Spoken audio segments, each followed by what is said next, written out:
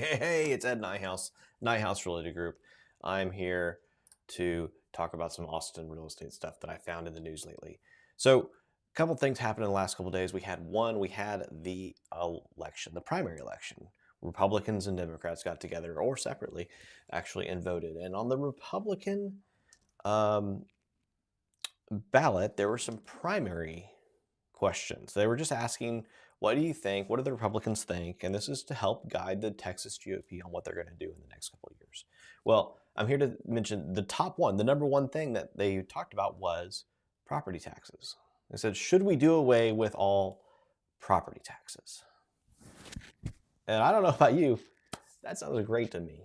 If you own any real estate in Texas, you're thinking to yourself, that's a good idea. Let's get rid of all property taxes. If you own a lot of real estate or multiple pieces of real estate, you're thinking, shoot, this is great. This is going to make my real estate go through the roof.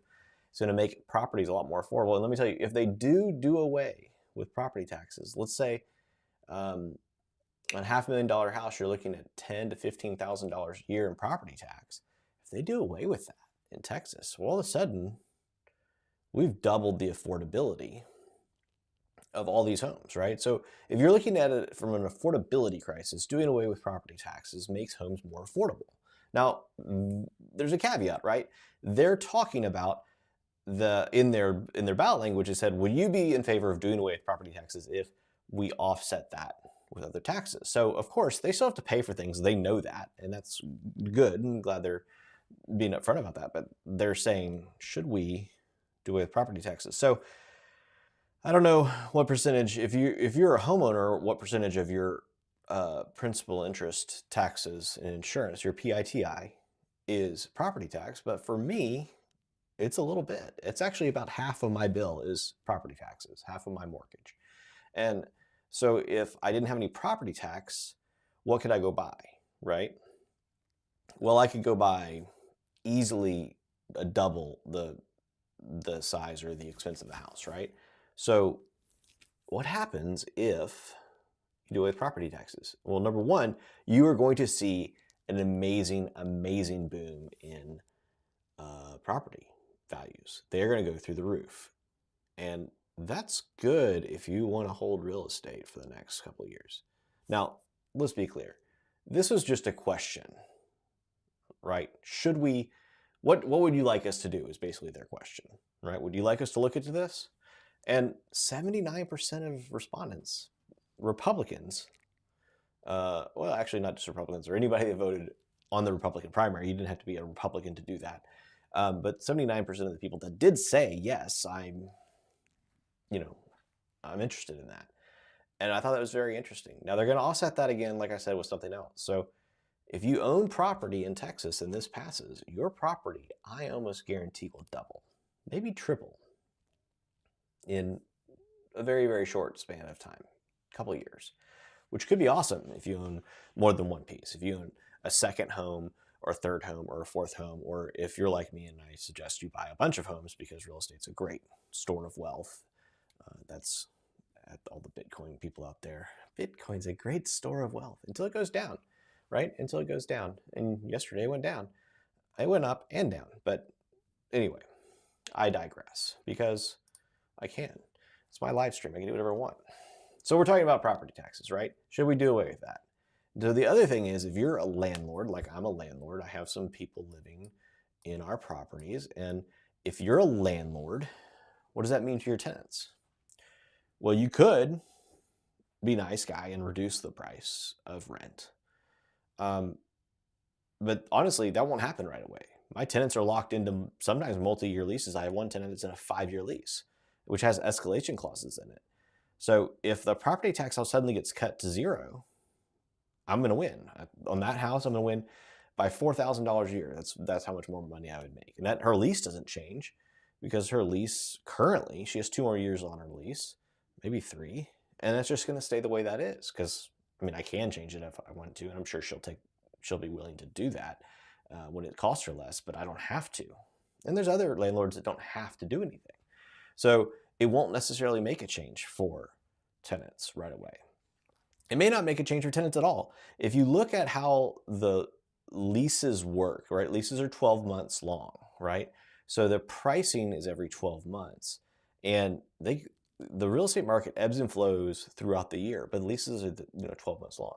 So the prices kind of stay the same, right? The rate of change for leases is a lot lower than the rate of change in sales prices. Sales prices on homes may go up or down 5% in a given year.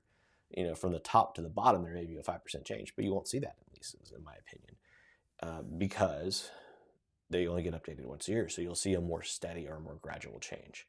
So it's very interesting to me that most people don't want property taxes. And I've heard the argument from people saying, you never really own your home in Texas, right? Because you're always paying somebody. That's still going to be true if you do away with property taxes. If you live in an HOA community, you're going to have to pay those HOA dues.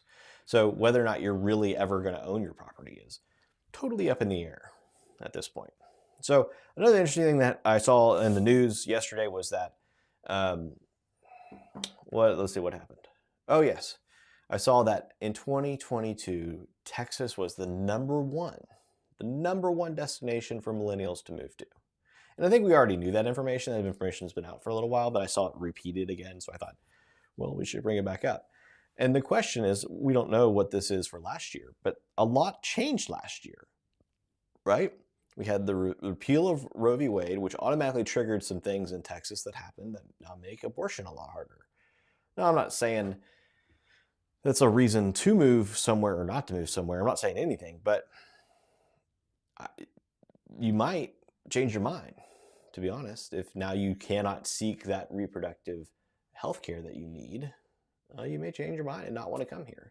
And if you're a millennial, I'm guessing you're still in the age where you're thinking about children, or you could have children. So what does that mean? We'll have to wait and see if 2023 was the same number. Now, we won't know that number for probably 6 more months, but it will be interesting to see if 2023 had the same growth. I don't think it did. I think as soon as interest rates took off, it became a lot harder to be a first-time home buyer in Texas. And I think that other political things may have changed the direction that the millennials are going to move. I think it changes the direction a lot of people are going to move, frankly. If the state doesn't want to be friendly and have everybody come here, then I don't know. Why would you come? Anyway, hold on a second. Now oh my goodness. Got to work on whatever that was. What was that? Oh, that's my calendar, jet calendar. So the other thing that was interesting to me yesterday was I saw another story about how a company in town, and this really isn't a story, this is the company trying to promote themselves, so we're going to leave their name out of it, but a company in town decided they would brag a little bit that they sold 3 homes last year more than $10 million. I guess this was the first time that they did that. This is a big company too. They should have done that. But like their $10 million homes kind of selling all the time. I don't want to say all the time, but they're definitely out there and they definitely sell. So, what their argument was that the uber wealthy are coming to Austin. I mean, look around. I think the uber wealthy are already here. Are there wealthier people that aren't here? Sure.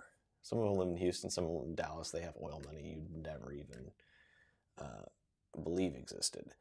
But the nouveau riche, the new money seems to be coming here. And I don't mean to insult the people that have the new money. That's great. Have money. Excuse me. We'll fix the lighting. I'm a little dim.